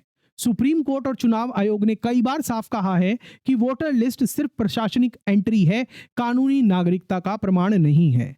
फिर भी सहायक प्रमाण के तौर पर उपयोगी हो सकती है। देखिए, नागरिकता का अकेले प्रमाण नहीं है, मगर अगर आपको नागरिकता अपनी प्रूव करनी है तो आपके पास कोई और डॉक्यूमेंट है तो उसके साथ आप एक सपोर्टिंग डॉक्यूमेंट वोटर आईडी भी लगा सकते हैं। समझ गए आप? तो मतलब अपने आप में नहीं है, आप उसको एज ए सपोर्टिंग डॉक्यूमेंट जरूर यूज कर सकते हैं। अब बात करते हैं मां के माध्यम से नागरिकता तक। दशकों तक, क्योंकि सच्चाई है ये, और मेरी बात अगर किसी को बुरी लगे, सच्चाई वैसे कड़वी होती है, दशकों तक पितृसत्तात्मक देश रहा है हमारा हमेशा से। दशकों तक अधिकारी सिर्फ पिता के दस्तावेज ही मांगते थे। सच्चाई है ये। बताओ, मेरी बात अगर पसंद ना आ रही हो तो आपको, अगर मैं झूठ बोल रहा हूं तो बता दो। हमेशा पिता के दस्तावेजों पर ही जोर दिया जाता था, पिता के दस्तावेज ही मांगते थे। और इसको कोर्ट में चुनौती दी गई और सुप्रीम कोर्ट और हाई कोर्ट ने ऐसे मामलों में साफ किया कि सिर्फ मां की नागरिकता ही काफी है, पिता के दस्तावेज मांगने की कोई जरूरत नहीं है। पिता की गैर मौजूदगी में बच्चे का अधिकार कोई रोक नहीं सकता नागरिकता का, अगर उसकी मां के वैध दस्तावेज हैं। एकल मां मतलब फादर है ही नहीं, या कोई सिंगल लेडी है, उसने कोई बच्चा अडॉप्ट किया हुआ है या उसका अपना बच्चा है, ठीक है, तो उसके दस्तावेज स्वीकार किए जा सकते हैं। पितृसत्तात्मक व्याख्या जो है वो खत्म होनी चाहिए, सुप्रीम कोर्ट ने भी कहा है। इसका फायदा उन बच्चों के लिए है जिनके माता पिता परिवार छोड़कर चले गए हैं, विदेशी हैं या फिर अज्ञात है, पता ही नहीं है कि कौन माता है कौन पिता है, या फिर अवैध घुसपैठिए हैं, और अंतर जातीय या फिर अंतर धार्मिक शादी वाले केस हैं, इंटर रिलीजियस या फिर इंटर कास्ट शादी वाले केस हैं, अविवाहित मां है या फिर विधवा मां के बच्चे हैं, उनके लिए यह सिचुएशन एप्लीकेबल होती है। अब बात करते हैं विशेष राज्य के बारे में, असम और नॉर्थ ईस्ट के बारे में। वहां पर एनआरसी या फिर नागरिकता के बारे में थोड़ा सा जिक्र कर लेते हैं। भारत में जो सेक्शन 3 है सिटीजनशिप एक्ट का, उसके तहत जन्म से नागरिकता का नियम पूरे देश में एक जैसा है, लेकिन जांच पड़ताल, दस्तावेजों की सख्ती और सत्यापन का जो स्तर है वो असम और कुछ नॉर्थ ईस्ट राज्यों में बहुत ज्यादा है। और इसके पीछे का कारण क्या है? इसके पीछे का कारण है असम अकॉर्ड 1985 का। पूर्वी पाकिस्तान और बांग्लादेश से बेकाबू प्रवास को रोकने के लिए असम अकॉर्ड हुआ था। असम के लिए कट ऑफ डेट 24 मार्च 1971 तय हुई थी उस समय।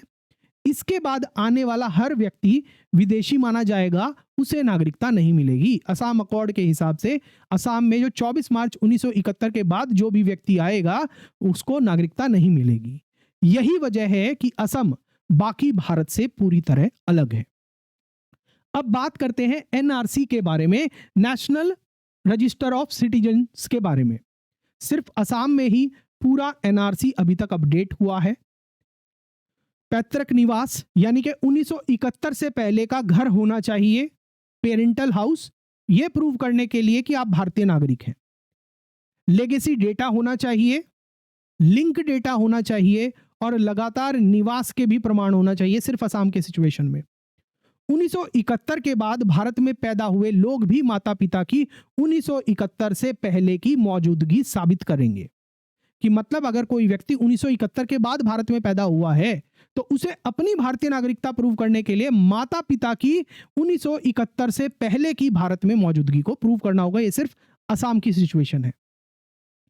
अब बात करते हैं फॉरेन ट्राइब्यूनल्स के योगदान की और उसका क्या रोल है ऐसे केसेस के अंदर। पुलिस किसी भी जो डाउटफुल वोटर है उसको मार्क कर सकती है। पुलिस चाहे तो जो भी डी वोटर है, डाउटफुल संदिग्ध वोटर है, कि इसने फर्जी वोटर आईडी कार्ड बनाया हुआ है तो उसकी मार्किंग कर सकती है, ठीक है।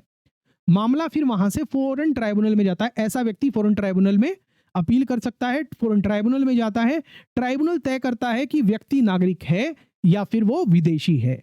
बाकी भारत में ऐसी कोई व्यवस्था नहीं है, सिर्फ फॉरेन ट्राइब्यूनल वाला असम के सिचुएशन में ही अप्लाई होता है, नॉर्थ ईस्ट स्टेट में ही अप्लाई होता है। अब चौथी बात करते हैं, जमीन पर सबसे सख्त जांच क्या है? सीमा की कमजोरी, बॉर्डर स्टेट है इसलिए, पुराने दस्तावेजों में गड़बड़ी और ऐतिहासिक प्रवास की वजह से, हिस्टोरिकल माइग्रेशन की वजह से असम में प्रमाण का बोझ काफी ज्यादा है, इसलिए वहां पर जो है स्ट्रिक्ट डॉक्यूमेंटेशन प्रूफ चेक किया जाता है। और मेरा भी पर्सनल यही व्यू है कि जब स्थिति ऐसी हो, गंभीर हो, इलीगल माइग्रेंट्स को हटाने के लिए, घुसपैठियों को निकालने के लिए ऐसी सघन जांच बहुत जरूरी हो जाती है। अब बात करते हैं उस सिचुएशन की जो बहुत इंपॉर्टेंट है। अगर माता पिता के पास कोई दस्तावेज है ही नहीं, तब उस स्थिति के अंदर क्या होगा? मगर उस पर जाने से पहले आप बताइए, आपने अभी तक अगर यहां पर बने हुए हैं तो आप बताइए, आपने कुछ सीखा? आपके कुछ डाउट क्लियर हुए? तो कमेंट सेक्शन में बताओ ना भाई, लाइक करो ना, शेयर करो ना, चैनल को सब्सक्राइब करो ना, बेल नोटिफिकेशन ऑन करो ना, और सुपर थैंक्स के माध्यम से सपोर्ट कौन करेगा? भूल गए अपना वादा स्टार्टिंग वाला? अगर एक बात भी पसंद आई है तो सपोर्ट किए बिना नहीं जाऊंगा।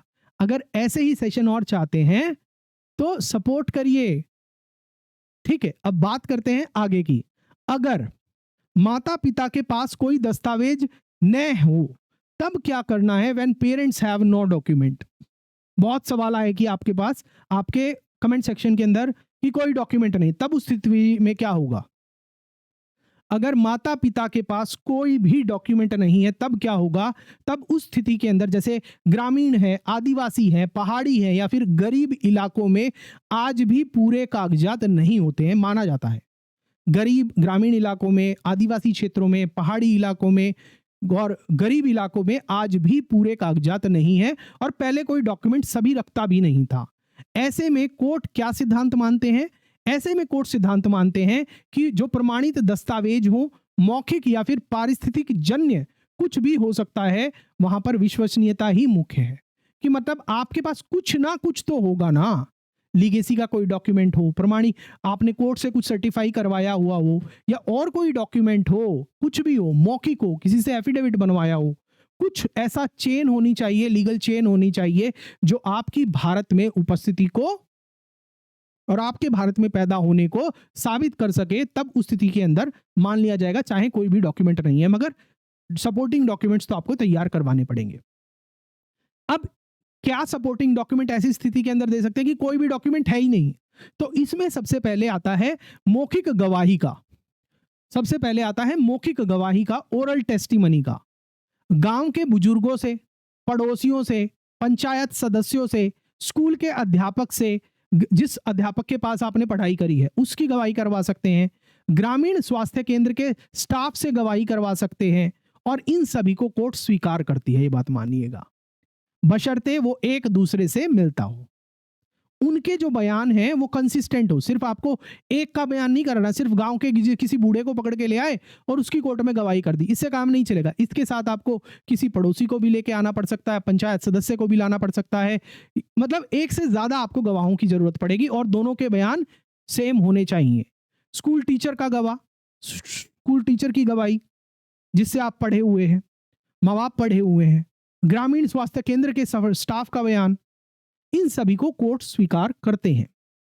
दूसरा, जो लंबे समय से निवास के रिकॉर्ड हैं, आप उसको दे सकते हैं कि आप भारत में रह रहे हैं। 1980 से लेकर 1990 के दशक के राशन कार्ड हैं तो आपके पास प्रमाण है कि आप भारत में ही रहते थे। पुराने बिजली के बिल हैं वो दे सकते हैं, कर की रसीदें हैं, लगान की रसीदें हैं वो दे सकते हैं, पंचायत टैक्स रसीद हैं वो दे सकते हैं, पुराने वोटर लिस्ट में माता पिता का नाम है वो दे सकते हैं, प्री डिजिटल स्कूल रजिस्टर है, डिजिटाइजेशन से पहले का हाथों के बने हुए स्कूल के रजिस्टर हैं वो दे सकते हैं आप।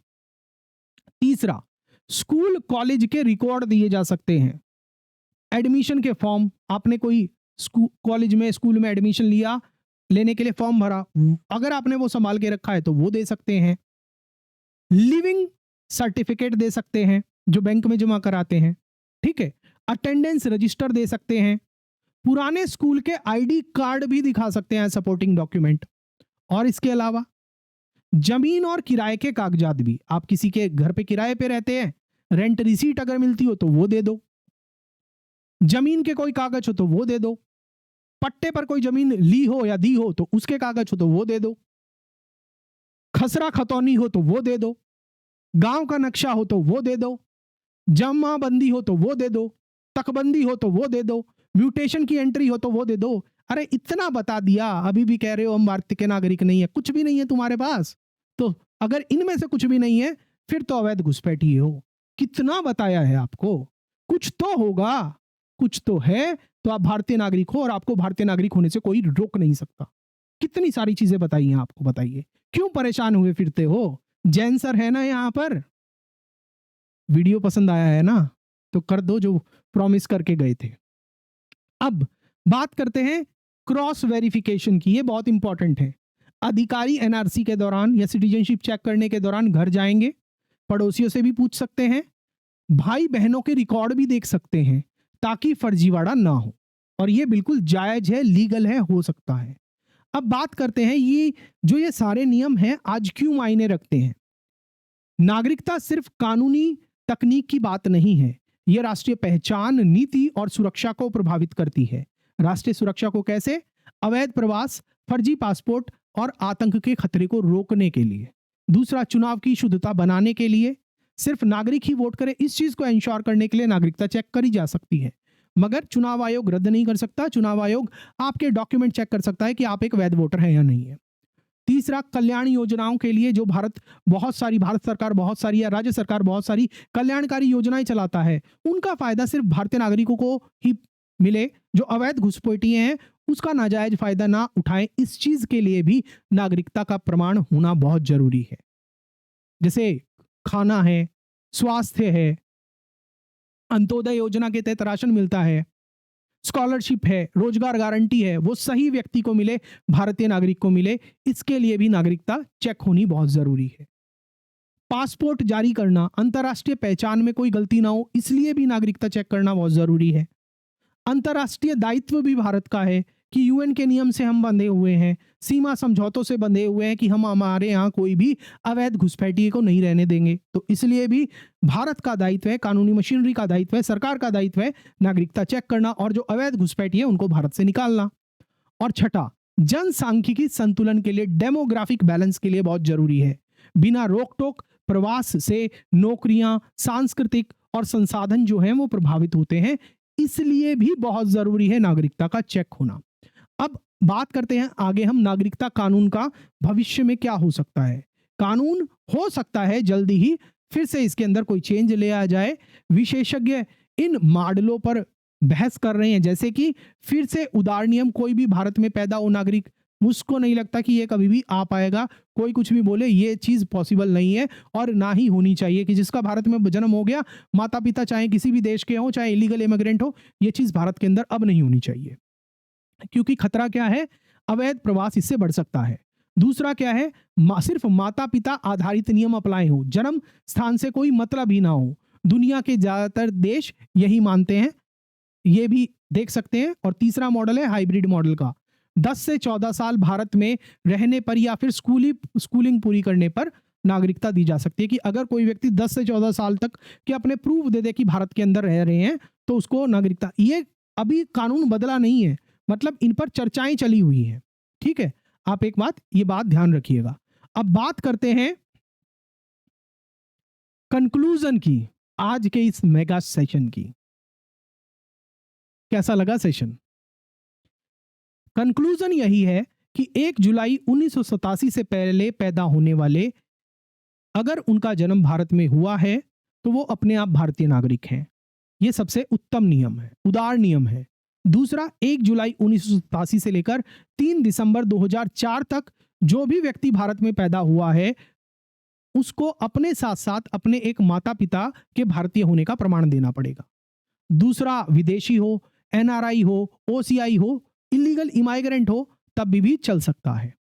तीसरा सिचुएशन क्या है? 3 दिसंबर 2004 के बाद पैदा होने वाले बच्चे, उनका भारत में जन्म होना चाहिए और उनको ये प्रूव करना पड़ेगा कि दोनों में से एक माता पिता कम से कम भारतीय है और दूसरा अवैध प्रवासी नहीं है, तभी भारतीय माना जाएगा। और परिवारों के लिए आसान टेबल को मैं एक बार आपको समझा देता हूं। जन्म का साल, शर्त और नागरिक के यहां पर मैं बता देता हूं। अगर 1987 से पहले जन्म हुआ है तो भारत के अंदर इंडिया में हुआ है तो आप भारतीय नागरिक हैं। अगर 1987 से लेकर 2003 के बीच में जन्म हुआ है, एक पेरेंट इंडियन है तो आप भारतीय नागरिक हैं। अगर 2004 के बाद जन्म हुआ है, एक पेरेंट इंडियन है और दूसरा अगर इलीगल इमाइग्रेंट अवैध घुसपैठिया नहीं है तो आप भारतीय नागरिक हैं। अगर दोनों फॉरेन पेरेंट्स हैं 2004 के बाद, चाहे आपका जन्म भारत में ही हुआ हो, आप भारतीय नागरिक नहीं हैं। दोनों दूसरे देश के काम करने वाले हैं जो भारत में आकर काम कर रहे हैं, वैध वीजा पर हैं, मगर दोनों फॉरेनर हैं तब भी आप भारतीय नागरिक नहीं हैं। तीसरा, अवैध घुसपैठियों के बच्चे, अगर एक भी अवैध घुसपैठिया है माता पिता में से तब भी पोस्ट 2004 के बाद, तब भी बच्चा भारतीय नागरिक नहीं है। इसी के साथ जो ये हमारा आज का सेशन है ये पूरा होता है। आप मुझे बताइए कि अब आपको सारे डाउट क्लियर हो गए होंगे, पता चल गया होगा कि जन्म से नागरिकता कैसे सिद्ध की जाती है, कौन से डॉक्यूमेंट लगते हैं और आपको क्या डॉक्यूमेंट चाहिए। कोई डाउट नहीं रहा ना? फिर भी अगर कोई डाउट हो तो कमेंट सेक्शन के अंदर बता देना। और अगर आपके डाउट रिजॉल्व हो गए हो, आपके सारे डाउट रिजॉल्व हो गए हो, तो कमेंट में बताइएगा जरूर कि सर आपने डाउट रिजॉल्व कर दिए। सपोर्ट करिएगा जरूर, लाइक शेयर सब्सक्राइब करिएगा जरूर ताकि आपको ऐसे सेशन और मिलते रहे। न्यायिक सेवा परीक्षाओं की तैयारी कर रहे हैं तो आप हमारी ऐप के माध्यम से हमारे कोर्सेज में एनरोल कर सकते हैं। सुपर थैंक्स देके सपोर्ट करिएगा। चैनल की मेंबरशिप को ज्वाइन जरूर करिएगा क्योंकि अब आने वाले टाइम के अंदर कुछ एक्सक्लूसिव सेशन हम लाएंगे सिर्फ और सिर्फ चैनल मेंबर्स के लिए। मिलता हूं मैं आपसे अगले वीडियो में। जय हिंद।